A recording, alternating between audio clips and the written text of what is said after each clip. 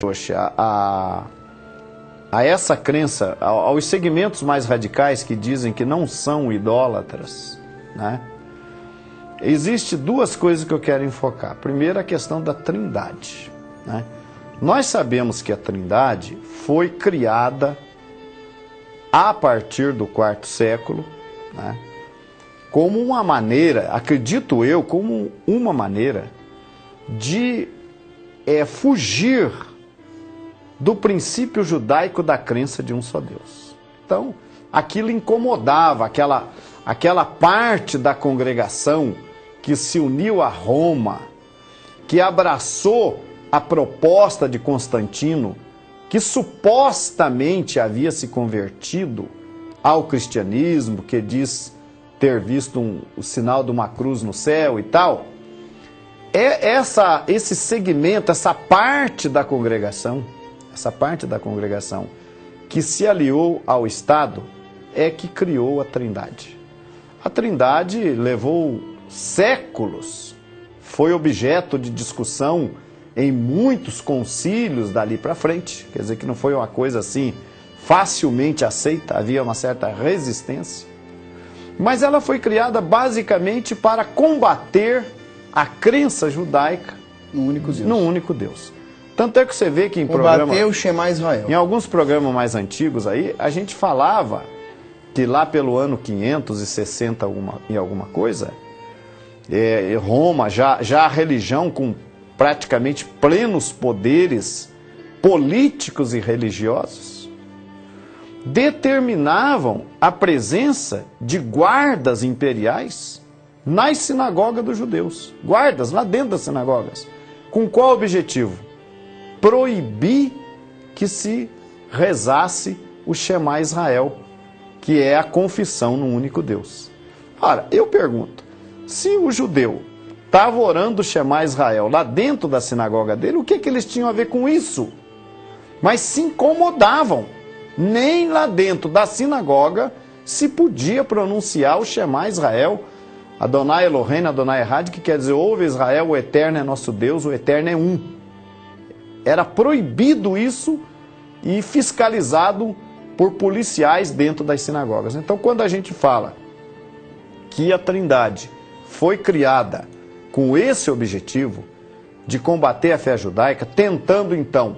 Você veja bem uma coisa interessante. Uma certa vez, Yeshua, comentando com seus discípulos a respeito da sua morte, o que aconteceu?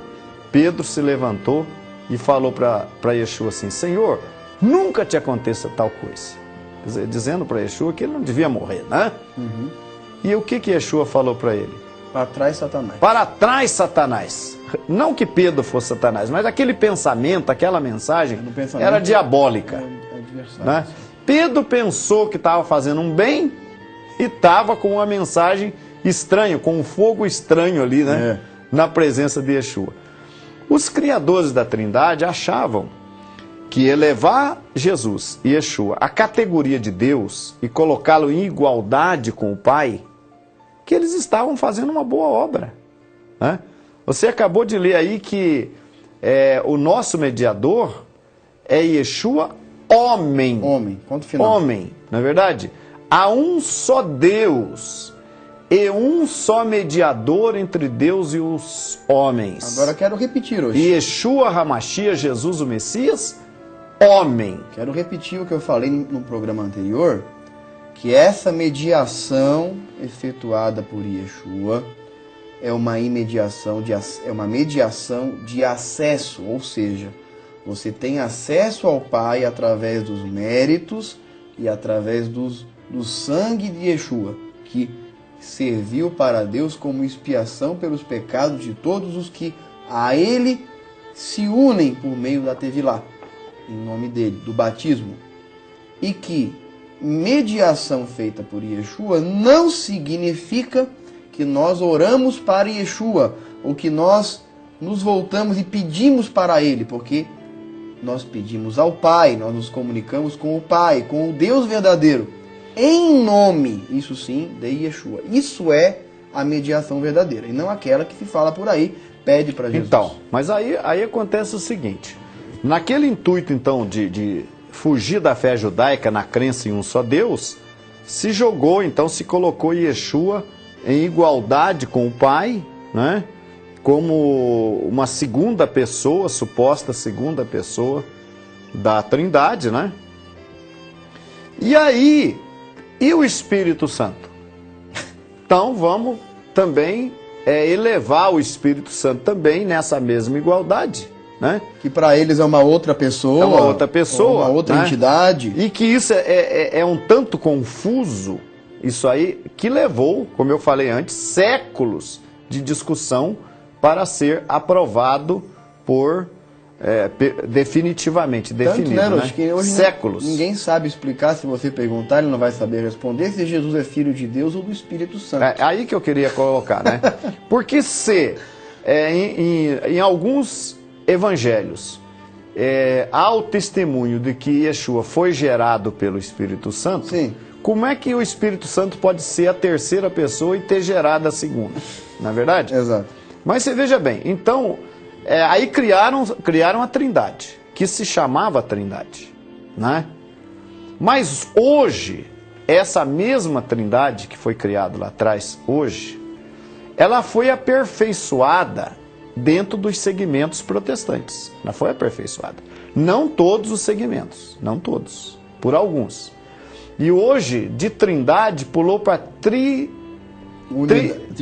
Não, triunidade não, triteísmo. Triteísmo, sim, sim. O que é o triteísmo? 3 deuses. Independentes. Né? Ou trideísmo, 3 deuses. Então hoje a crença não é mais em 3 pessoas e um Deus só. Hoje são 3 deuses distintos. De tal maneira, mas como é que você pode dizer isso? Posso dizer por quê? Porque hoje se dirige oração a qualquer dos 3. Se dirige oração a Jesus, se dirige oração ao Espírito Santo. Então hoje, assumidamente, os segmentos religiosos de hoje defendem um triteísmo, nem mais, que é pior que a Trindade. É pior que a Trindade. Exatamente. O que as pessoas hoje fazem, elas dizem, tem até livros, né? Que é um relato que pessoas conversaram com o Espírito Santo em pessoa, que veio na casa dele e tudo mais. Veja bem, gente. Olha, não se deixe levar por qualquer testemunho, por qualquer pessoa que diga qualquer tipo de coisa. A nossa base sempre deverá ser as Escrituras Sagradas. Sempre deverá ser a Torá e os profetas, que eram aquilo que os apóstolos criam de verdade e no que Yeshua cria. Tanto que o livro de Marcos, capítulo 12, versos 28 e 29, diz o seguinte: chegando um dos escribas, tendo ouvido a discussão entre eles, vendo como Jesus lhes houvera respondido bem, perguntou-lhe: qual o principal de todos os mandamentos? Respondeu Yeshua, Jesus: o principal é: ouve, ó Israel, o Senhor nosso Deus é o único Senhor. Ou o Senhor nosso Deus, o Senhor é um. Esse é o principal mandamento. Continue conosco. Você notou, você leu Marcos, né? Marcos onde 12. Yeshua responde a pergunta ali de um escriba e fala, recita o Shema, né? O Shema Israel, Adonai Eloheinu, Adonai Echad. Ouve Israel, o eterno é nosso Deus, o eterno é um. E Yeshua recebe um elogio, inclusive do escriba. Quando a gente fala que Yeshua nunca pregou contra a fé judaica, isso aí é um belo exemplo, né? Ele sendo louvado. Há outras passagens que diz que as multidões o admiravam porque ele falava com autoridade. Ele falava dentro da Torá, né? Ele falava com autoridade. 32 vai falar isso, né? Muito bem, mestre. E com verdade disseste que ele é o único e não há outro senão ele. Exatamente. Aí então, Orochi, a gente está falando aí, né, que se criou então a Trindade, né, que não tem nada a ver e que fez parte, assim como o sábado foi abolido da fé daquele ramo da congregação que apostatou, o sábado foi abolido porque era judaizar a fé, né? Tudo que era do povo judeu, tudo que estava na fé judaica, o que acontece? Foi retirado daquela comunidade que se uniu com Roma, né? Houve uma preocupação em divorciar a fé em Jesus, ou a fé cristã, chamada cristã, da fé judaica. E Então, esse foi o grande erro da religião. Então, às vezes alguns falam, não, mas a nossa religião é a primeira. Não, você está certo, é a primeira. Só que ela apostatou no quarto século. Ali no quarto século, ela rompeu, ela fez um divórcio ali do seu Deus. Se divorciou do seu Deus. Ela não é mais esposa. Agora veja. Ela é divorciada, separada dele. Agora tem uma coisa que é preciso que se deixe claro. Porque hoje quando as pessoas falam de restaurar a raiz, muita gente hoje fala de restaurar a raiz. Tem aí algumas centenas de instituições que estão trabalhando nesse sentido de tentar restaurar as raízes judaicas da fé cristã. Veja bem, não há raízes judaicas na fé cristã de hoje em dia. Há sim raiz pagã. Se as pessoas forem restaurar alguma coisa, elas vão cair dentro do catolicismo. Eu estou dizendo isso por quê? Porque existe sim, Rosh Hashanah, um povo que não se dobrou, vou metaforizar aqui, aos profetas de Baal, né? Um povo que, assim como Elias permaneceu fiel, um remanescente santo que paralelamente e historicamente permaneceu fiel e que hoje nós queremos fazer parte desse povo. Portanto, é errado dizer que a religião de hoje em dia tem condições de restaurar alguma coisa. Restaurar tem sim, aqueles que sempre foram genuínos. Então a gente vê aí que coisas foram criadas depois, né? A gente está falando da Trindade. Mas, por exemplo, a morada no céu, né? A crença, o desenvolvimento dessa crença que o homem vai para o céu, a imortalidade da alma, que a pessoa quando morre continua vivo no céu. Alguns segmentos até falam que ele, quando ele morreu é que ele reviveu, que agora ele já está na glória. Isso é falso, isso é mentira, né? Quando uma pessoa morre, ele vai para o pó da terra dormir, fica inconsciente esperando a ressurreição. A gente vê que essa doutrina da imortalidade da alma, que o homem morre e vai para o céu, é para anular o sentido da ressurreição. Então, para que ressuscitar quem já está no céu, quem já está na glória? Para que ressurreição, né? Se já está todo mundo vivo aí fora, desfrutando do reino de Deus, ressurreição para quê? Então, são doutrinas que nas entrelinhas visam anular conceitos importantes como o da ressurreição. Sem a ressurreição, Paulo fala, Shaul Hashali aos Coríntios, que todos estariam perdidos, porque não haveria mais vida, né? Então a morada no céu, a imortalidade da alma, não é? Então, quando as pessoas falam em restaurar, em voltar às raízes, muitos segmentos desse acabam caindo dentro de Roma do mesmo jeito. E restaura pela metade, né? Que aí quando vai chegar na hora de acreditar no único Deus de verdade, acaba camuflando uma trindade. Então, na verdade, e não tem coragem de dizer que não crê na trindade. Eu acho que eles não conseguem se libertar disso aí. Agora tem uma coisa, tem porque uma explicação, eu costumo dizer que sair de Babilônia não é fácil, né? Não é fácil sair de Babilônia, é fácil você não ir mais lá em Babilônia, mas sair dela é complicado, porque ela está em você, ela está nas suas raízes, ela está, não é? Arraigada em você. Tem uma explicação porque eles não conseguem. Porque, na verdade, a liberdade verdadeira só vem por meio do Espírito de Deus. E essas pessoas, temos que falar aqui, que só tem o Espírito de Deus aquele que está enxertado no povo verdadeiro, que recebeu o batismo em nome de Yeshua, a concessão do Espírito pela imposição de mãos. E essas pessoas vão continuar patinando, vão continuar caminhando, achando que vão chegar a algum lugar e não vão conseguir chegar a lugar nenhum.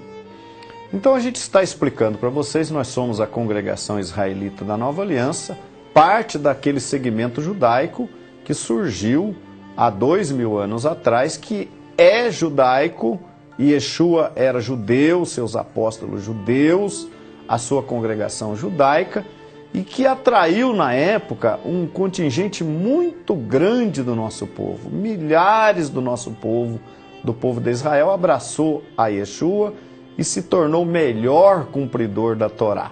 Mas nós estamos falando hoje aqui do verdadeiro Deus, que as pessoas acham que adoram o verdadeiro Deus.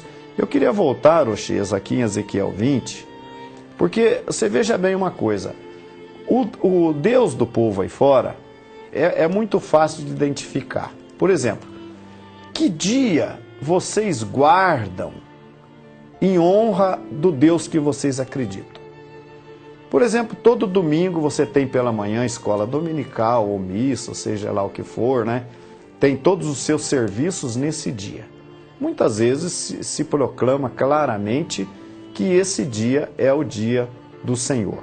No entanto, Deus fala pela boca do profeta Ezequiel, no capítulo 20, versículo 11 e 12, eu vou pedir para o Orochias ler, qual é o sinal que ele deu para identificá-lo entre o seu povo e também vice-versa, identificar o seu povo com ele. Vamos ver. A partir do 11?